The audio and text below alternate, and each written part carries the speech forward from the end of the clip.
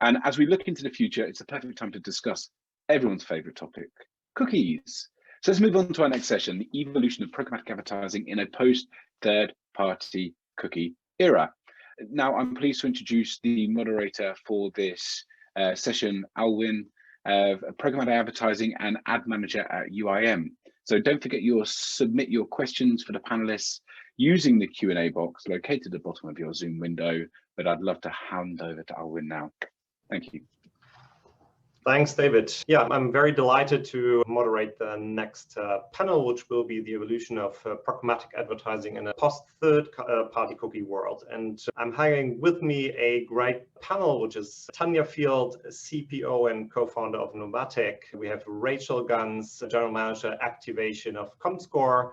We have Chris Keenan, Regional Vice President, Business Development of MediaMath, and Augustin Decré, MD Southern Europe Index Exchange. Thank you guys for being with me. I think we are all there. I'm just seeing, I think we are missing Augustin. I'm not sure if Augustin might join. I'm having not on my screen. Anyways, guys, thanks for joining this panel, and I would ask you guys to quickly introduce you before we deep dive into the topic. Maybe, Tanya, we start with you. Could you give a short introduction, please? Good morning, everybody. In fact, nearly good afternoon, I think. My name's Tanya Field, and I am one of the co-founders and Chief Product Officer of Novatiq. We are a company that specializes in working with the telecommunications industry to deliver an alternative mechanism for establishing verified identity in a post-cookieless world. Thanks a lot so much. Rachel, thanks for joining. You're coming from Boston. I hope it's not a horrible time. It is actually, but I hope you're fine with us. We have interesting topics, so we keep you awake. So thanks. Please introduce yourself. I'm glad to be here, and I've had sufficient coffee to get us going this morning. I'm Rachel Gantz. I'm the General Manager of Activation Solutions for Comscore. That means I oversee our audience and contextual targeting solutions. So this topic could not be more pressing and more important, and I'm excited to be here to talk about it. Thank you so much, Rachel. Chris.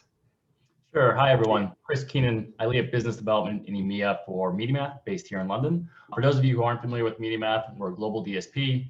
And when it comes to identity, we've taken a portfolio approach, working with really the leading identity and contextual partners around the world in order to provide our brand and agency partners with optionality in the post-third-party cookie ecosystem. Thanks for having me. Looking forward to the discussion. Thanks, Chris. And over to you, Augustin. Thank you, Alvin. So I'm Augustin Decré. I'm the Regional Managing Director, Southern Europe for Index Exchange.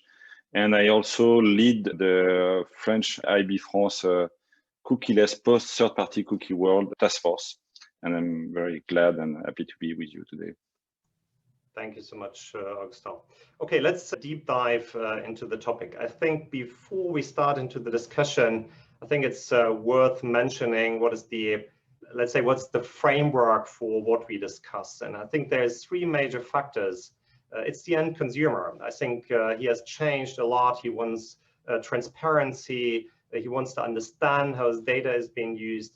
We have the legislation for sure. So a big impact through GDPR, through e-privacy guideline, etc. And last but not least, we have the browser gatekeepers, which we will definitely discuss in more detail in the upcoming panel. Maybe if we, before we start with the gatekeeping, discuss the legal environment. There's two big factors or big laws which are influencing all of us, and I think it's worth mentioning. It's the GDPR for sure, which deals with all the personal data. What is the legal basis of using personal data, and to whom do we transfer personal data? And on the other hand side, there's the e-privacy guideline, which focuses basically on the device of the, on the access of the device. This has led in the last years to court rulings such as Fashion ID, Facebook, everybody I guess is aware of, and another court ruling which was Planet 49. And last but not least, we have the DPAs in all the different European countries framing what we do and what we are not allowed to do. So that's, I think, a very important factor, even if it's not necessarily required to take out third-party cookies to fulfill the laws. I think it was definitely one of the major factors influencing how the gatekeepers moved. But let's deep dive into browser gatekeeping. Augustin, maybe first to you. Can you describe us a bit what happened in the last 2 to 3 years? Safari, Firefox, Edge blocked the cookies, third-party cookies already, and Chrome, I guess everybody's sad that they will starting off next week. What is your perspective on that? Yeah, as an introduction, and I will also add to what you have said, that first of all, cookie is not illegal. It's totally legal. As soon as you collect the consent, it's not for any legal reason that the cookie will disappear. But yes, so the main thing that happened is what we call smart cookie blocking technology, led by, as you said, by Apple with ITP, and then by Firefox with ETP. So we know that the third-party cookie are blocked since like almost 2.5 years now. And the main change is that Google Chrome has announced that they will, the third-party cookie will be obsolete by 2022. And it's a big change compared to the others. They gave us like 2 years in order to be ready for this move. And it's not a move, all the industry is based on third-party cookies since like 25 years. So it's like it's a very significant move. The good thing is that now we have 2 years to be ready, and we have seen that all the market, all the ecosystem is working on some alternatives. So it's there are many, and I've seen it in previous panel they were talking about this, but there are mainly around authentication. Sorry, it's very hard for me in French. Authentication-based solutions, first-party strategy, and of course Google Privacy Sandbox. But we should name that Privacy Sandbox without Google. The very good thing about those solutions is that they really put the user in the first place. And what we can see on all those initiatives is that they would be for sure privacy-centric. They would be consumer-focused, and the last probably more effective than the what we knew with the cookie. Thank you, Augustin. Before we deep dive into the solutions like Sandbox, etc., first-party data, as you mentioned, let's quickly stay a bit on the web app ecosystem. If we talk about third-party cookies going away, it's all about web. But I think, as we have also seen in the former panel discussions, etc., web is not everything. In the meantime, we are way into the smartphone mobile world, and more than half of the traffic of the internet is not web, it's app.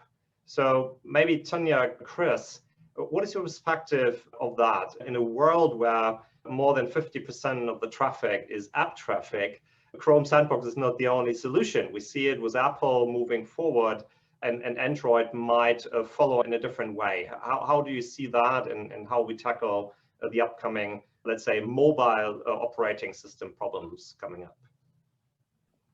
So I basically think that the movement at the moment is towards putting the consumer at the center, as you mentioned earlier, and that this doesn't stop with the changes to the third-party cookie environment.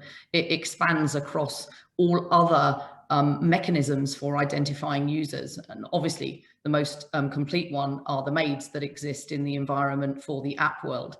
We've already seen the moves from Apple with their latest upgrade. I think it's the 14.5 rollout that makes the differences for the total transparency, and means that third-party use cannot be sanctioned without the direct consent of the user.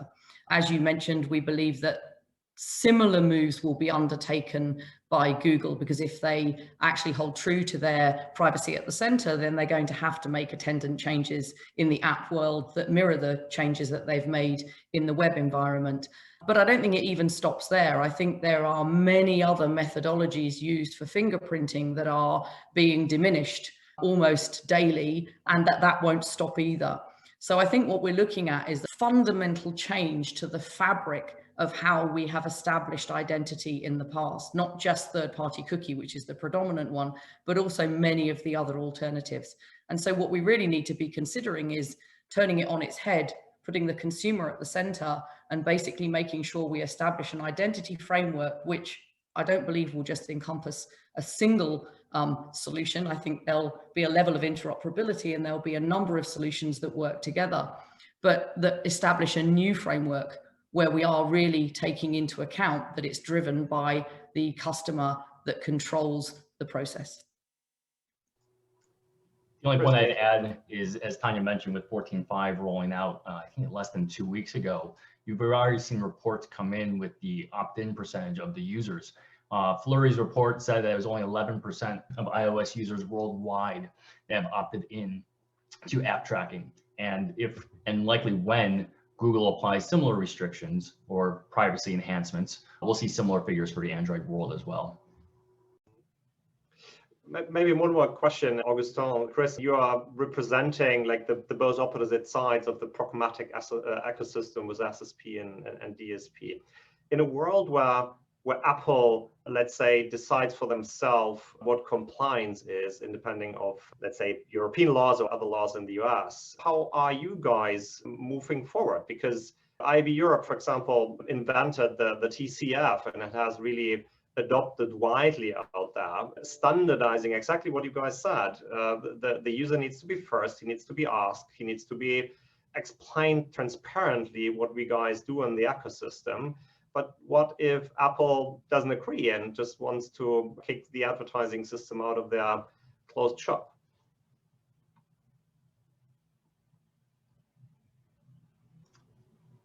I don't know if you want to start, Augustin, or I can take a first stab. Apple is only one device maker. They don't represent the majority of smartphone traffic worldwide. So that's just one kind of piece there. I do believe there's an opportunity for advertisers who can smartly target and manage frequency across Apple devices, though, as CPMs for those opted out users of device tracking are actually, I think I saw 43% lower than those who have opted in. And so if you are able to think about who the typical consumer is that buys an iPhone or uses the Safari browser, you can use some kind of demographic. You're already working with a core demographic to start with there. Augustin, anything from you? No, I have nothing to add. You already, I was probably had exactly the same answer than you, so nothing to add.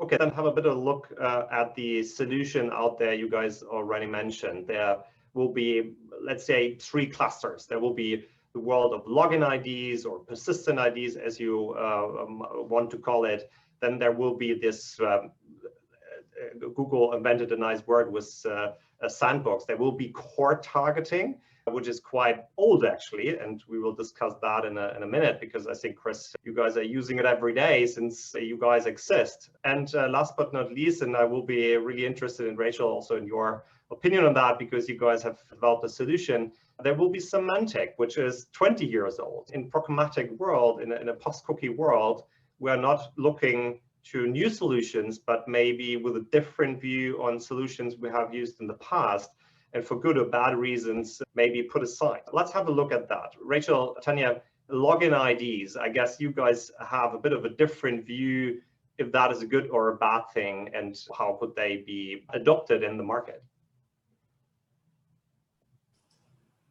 Shall I go first, Rachel, or do you Sure, want to? go ahead. Sorry, it's a bit difficult when you're on a video call to establish who's going to.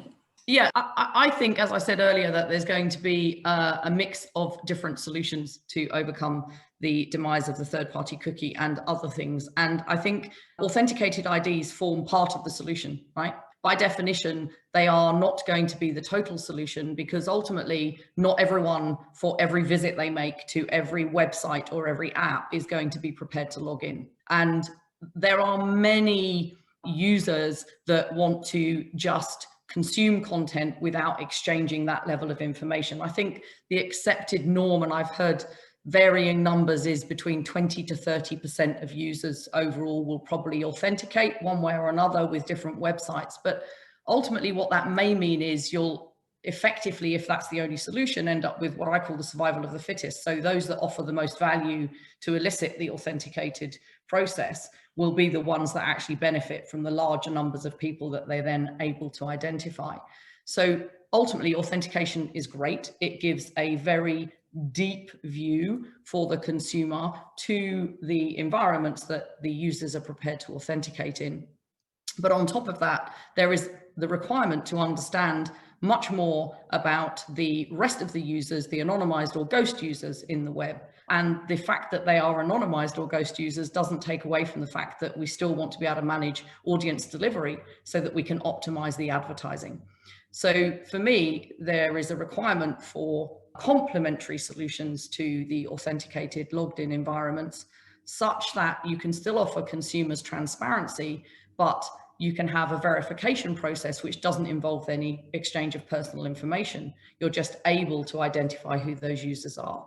And obviously, for me, that is and can be driven by the telecommunications companies, because they are, first of all, trusted providers, and they are used to delivering identity solutions for high-level services such as banking and things like that. The consumers trust them to do that. And in this instance, because they sit at the center of every digital interaction that occurs, they are able to leverage that benefit to deliver a verification solution without any exchange of personal identity, obviously still with the consent of the users. So for me, it's a mix of authentication, extended solutions that cover the ghost and anonymized users, and then privacy sandbox as walled garden approaches, and then obviously utilizing contextual. And I think it will be a mixture of all of those elements that help us navigate through the choppy waters of the post-cookie. Yeah, I completely agree with Tanya. And I think the word that she said earlier about interoperability is going to be really key from a Comscore perspective, both on the targeting and the measurement side. That's what it's all about, because as we are partnering with all of the different solutions out there, Privacy Sandbox, Unified ID 2.0, you name it, we're partnering with it. I think that's going to have to be key, in addition to creating solutions like the contextual one you referenced earlier. And I think as we explore, with every week, different announcements come out from a user tracking, specifically from a targeting standpoint, from a user tracking identifier-based solution. There are frankly a lot of questions about scale, about GDPR viability, and those are going to continue to be ongoing conversations. So for advertisers and for brands who, regardless of this conversation, still have KPIs that they are tasked with meeting, it's going to need to be creative and flexible and testing a number of different solutions in order to make sure they're still able to achieve that, regardless of the environment and the changes that are going on around them. Yeah, Rachel, with scale, I think you mentioned a very important point for the login industry or identity vendor landscape. How do you see the adoption at the moment in the market? Is that something which comes somewhere in the future, or are we on a good path? What is your perspective on that? Yeah, scale is a funny one, because I think the numbers that Tanya and Chris were just quoting demonstrate the different challenges scale will have based on different cookie-less solutions. And that's why working with partners who are adopting and looking to work across them is going to be key, because anyone with any new announcement, like we had the announcement that came out a month ago or so now about hashed emails from Google, that could have potential changes to some of the scale associated with hashed email-based identifier solutions.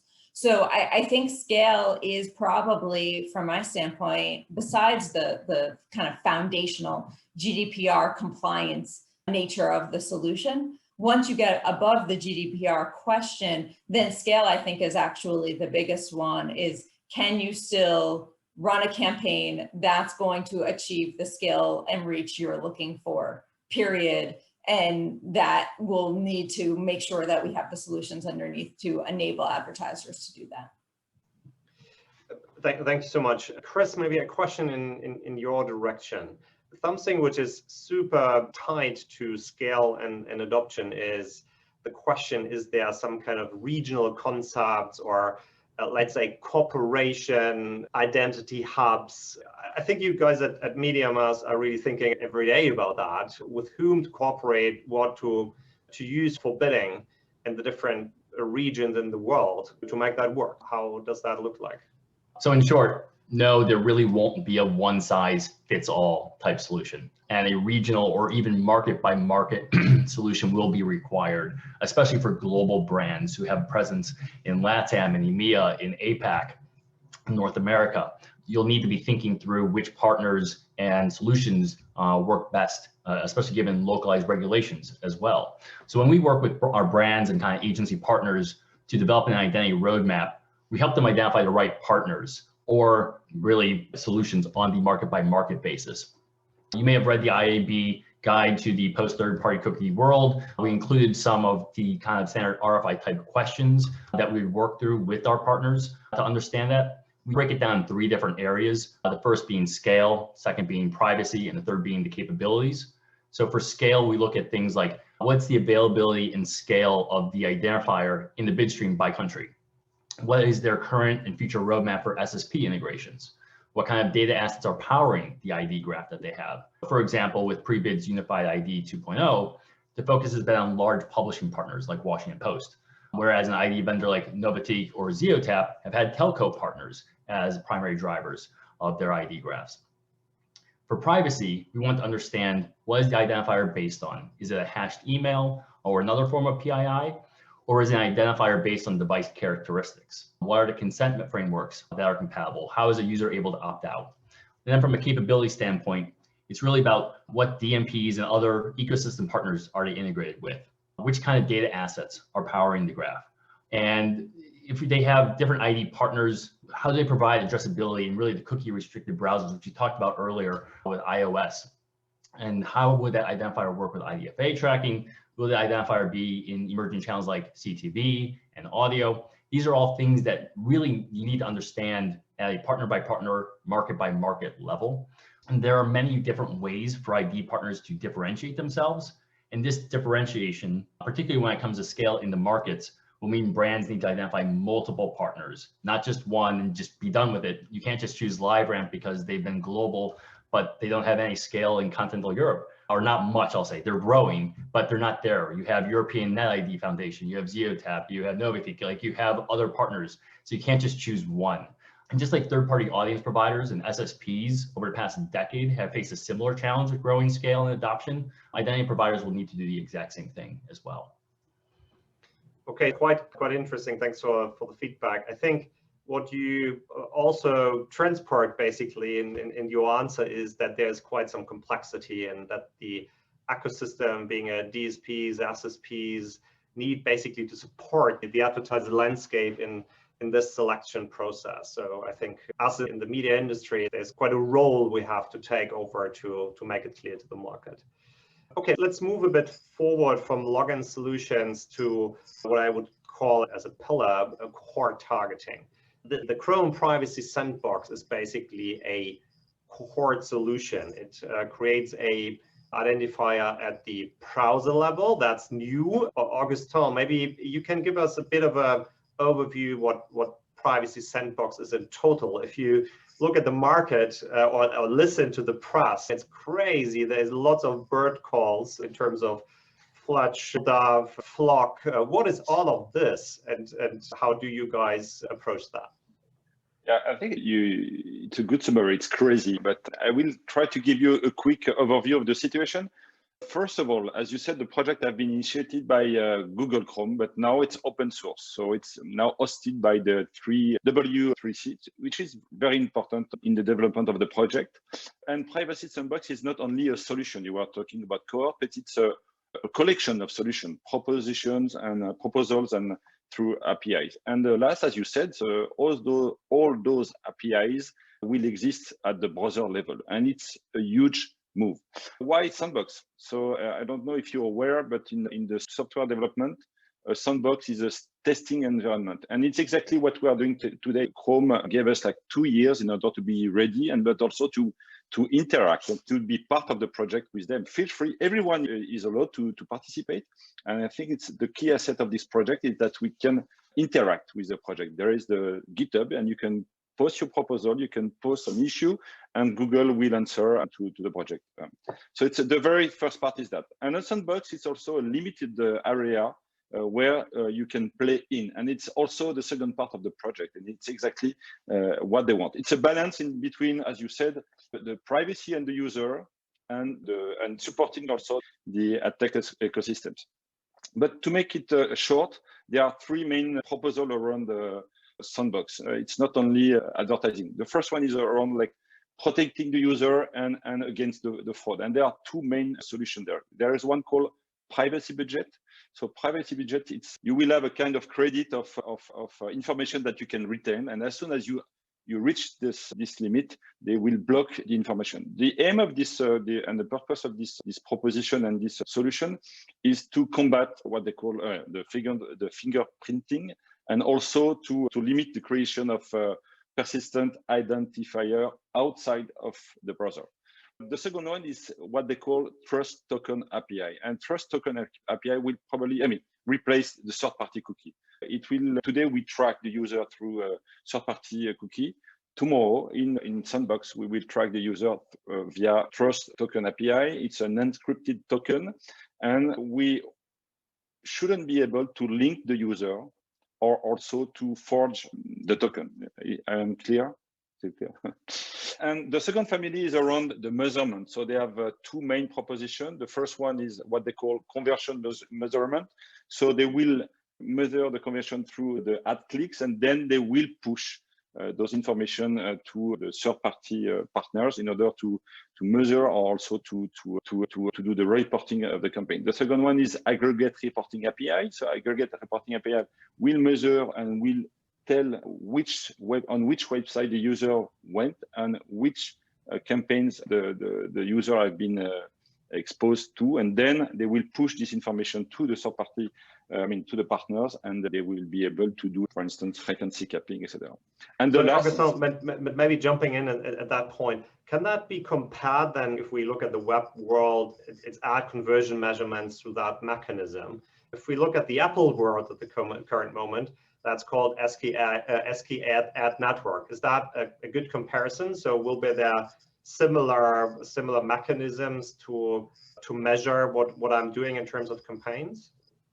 I cannot answer. I don't know the Apple world enough to tell you. Maybe there is someone that knows that, but I don't know. No, fine. We can leave it for later. Maybe Chris, okay. An idea here on that point. Okay, then we move forward. Then there was the last part, ad targeting. Yes, and the last one is it's the activation, and you already talk about this. Flock for sure. So it's the main solution for audience targeting. The main difference is that before, with the third-party cookie, so we use the third-party cookie in order to track the interest of the user within the navigation, and then we display personalized ads. Sorry. And the main difference with Flock is that the browser will use machine learning to categorize the user within groups of thousands of users. It's a minimum of 5,000. If I am not wrong yet, right, tell me. But it's 5,000, and you will be only in one group at a time. So it means that, for instance, I'm a male in between 40 to 50, a fan of automotive. I won't be in automotive group. I won't be in male group in the very same time. So I will be probably in a group of male in between 40 to 50 interest by automotive. But this will evolve during the time and through my navigation. And the last one is Fledge. You were talking about birds, etc. So the first part of, the first proposal was Turtle Dove, and it's pretty much what they call them. It's the retargeting solution based on the interest that the advertisers put in it, and it's where we had the biggest interaction from the market. So you have said that Criteo has pushed a proposal called Sparrow. Then you have Google Ads also had a proposal called Dovekey, Magnite, etc., etc. And finally, the Turtle Dove evolved to Fledge. And the main difference is that they wanted to have an independent gatekeeper. They didn't want the gatekeeper to be on the browser level, but to have an independent and a third-party gatekeeper. So it's the biggest move on this part. Last part that I wanted to highlight is that we are also able to test those solutions. So since the beginning of the year, we can test a Trust Token API. Unfortunately, we cannot test Flock in Europe because for privacy reasons. So if you are outside of Europe, please, you should have started the test in a month, and we expect also to do the test on Fledge starting Q3 and also Q3 in Europe on Flock. Yeah, thank you so much, Augustin. I think it's a super technical topic. If you try to read through Google or W3C documents, you're stopping after page 3 and starting at page 1 again. So quite a technical topic. And thanks for mentioning. I think it's starting now in the US, not in Europe now. We'll see when it comes to Europe. But I think it's good starting to understand the mechanisms and how to deal with it.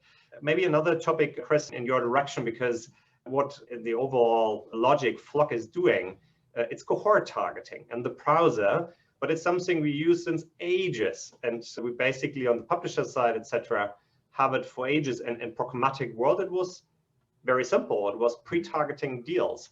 Is that now the rise or the re-rise of pre-targeting deals in the future? Yeah, I'll take a cue from Nicola, who mentioned the previous panel. One of the biggest benefits of programmatic, especially when activated against the open web, has been the flexibility and nimbleness it provides to brands to either scale up or scale back campaigns as needed. But that said, we have seen an uptick in clients negotiating direct deals with publishers to ensure that scaled access to the audiences on properties that they know perform well. And some clients have always been very heavy users of PMP or PG deals with publishers that have long-standing relationships with. But there are also other clients who have primarily run their activity on the open web, and they're now just beginning to dive into their site transparency reports, looking at the domains, the different categories or subfolders within that domain to see which performs well. And so they're then able to strike up those deals now in advance of the coming changes. But those publishers who, or clients who have already started working with publishers, they're starting to look more into ways of how they can leverage their first-party data in a better way with those publishers through partners like Programmatic, for example. They're able to create audiences and push those directly into the SSPs and match that there. So that's definitely a trend that we've seen an uptick in for sure. Yeah, thank you so much. Since we're in general running a bit light on schedule, maybe Rachel, last question to the third part, contextual. So what can we expect there, which is better what we have seen like the last 20 years looking forward? Yeah, absolutely. And it was a phrase they used on the last panel that I thought was a good one was, it's not your mother's contextual targeting, where I think when most people think of contextual targeting based solutions, they think of the core of brand safety, they think of contextual relevance, the IAB categorization, and that is all still in place, still important, and still a valuable tactic that advertisers and brands can be using. I think what's interesting and some of the evolution of this, though, is when you start to marry the audience concepts and audience attributes, things like age and gender, media consumption, just different attributes which historically have been used from a programmatic ecosystem from an audience standpoint.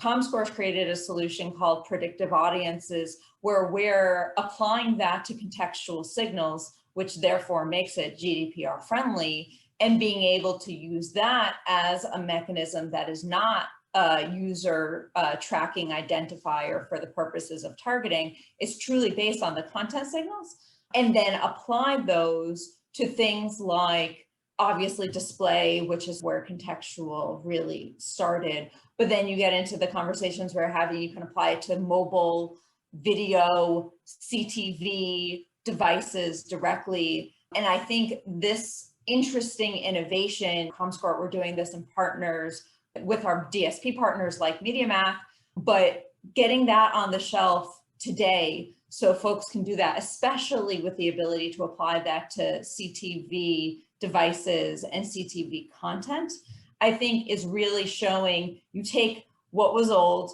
and what served its purpose and still does, but you really start to enhance it with a lot of the interesting AI, machine learning, and data science behind it to enable the privacy-friendly attributes, but really apply it in such a way that can get at the concepts of audience targeting in ways that we've never done before. So I think it's pretty exciting stuff.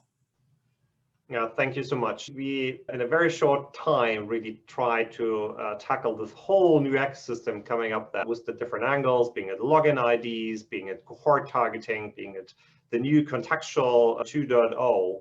Maybe a short round through all of you. What are the key actions publishers, advertisers for sure, have to take in the next 6 to 12 months to move forward or to move into this new world of targeting when third-party cookies go away and mobile ad IDs are also not there anymore? Maybe Tanya, maybe you start.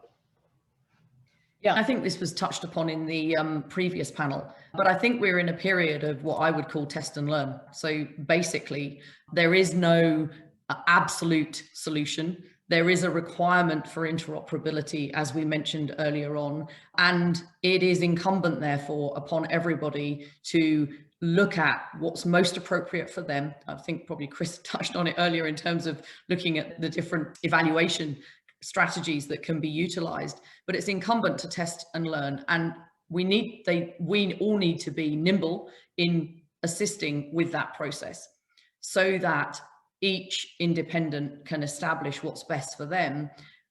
But they need to do that within the confines of knowing that ultimately for each and every person to make it work for them, it needs to work for the other side of the coin as well. So for a publisher utilizing first-party data to deliver into the ecosystem, the advertiser needs to know that by utilizing that first-party data, they're going to get the attendance scale that they want with it. And that sort of means that it's not only about test and learn, but it's about quite a lot of standardization.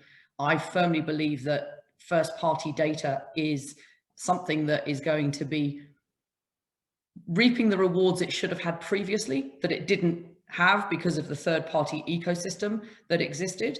But in order for it to be able to deliver the scale, we need to have some sort of level of standardization so that without any data mixing with clean rooms or not, we're able to still deliver first-party data on a cross-domain level against a standardized taxonomy, for the want of a better word. Thanks so much. Rachel, a very short answer from you. Yeah, I agree. I think it's all about test and learn. So my advice would be find partners who are doing innovative things and start testing it now, because we have enough runway now that you can start to get that in place so that you don't skip a beat once third-party cookies actually do vanish, and get those practices underway today to the best of your ability would be my best advice. Thanks so much. Augustin. Yes, the same, but I will add something. You should have started yesterday. So start tomorrow morning. It's coming. It's now. So it's not. And the second thing, in the password, we totally forgot one thing, is trust and the relationship that we have with the user.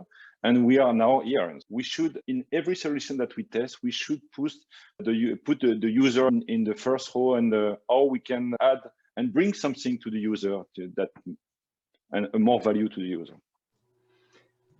Thanks. Just very quickly from my side, everything everyone else has already said, especially to Augustin's point, you should have started yesterday. Instead of thinking about 6 to 12 months from now, start thinking about 3 to 4 months from now, because Q4 is right around the corner. You don't want to be doing a broad sweeping test and learn strategy in Q4. Everyone knows that. You have code freezes on sites. It's just not the right time. And then after Q4 is 2022, and the cookie is supposed to be going away. So start now. Okay, perfect. Future is now, start now. That's the overall sum. Thank you so much, guys, for your time, for your input. Back to David. Yes, thank you, Alwin, and to all the panelists. Another great discussion with rich takeaways. And yes, I love that start yesterday on this topic. It was a good takeaway.